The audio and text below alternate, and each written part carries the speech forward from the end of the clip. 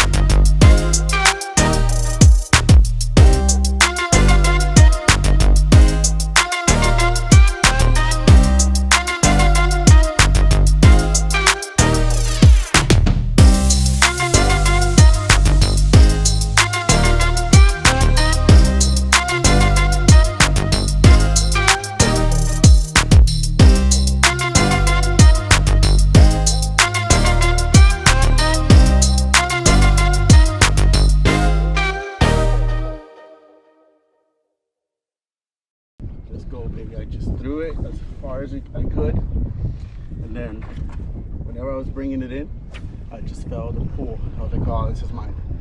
Honestly, I thought it was a stingray because I didn't see it coming up. And whenever it was close, I saw this. My first flounder of my career. Let's go, baby. Consistency. Oh, we're doing great. We got a flounder, myself. We got Ricky Bobby in the back trying to get a mullet at least. We got Mr. Miguel Torres. How's it going, guys? He's doing great.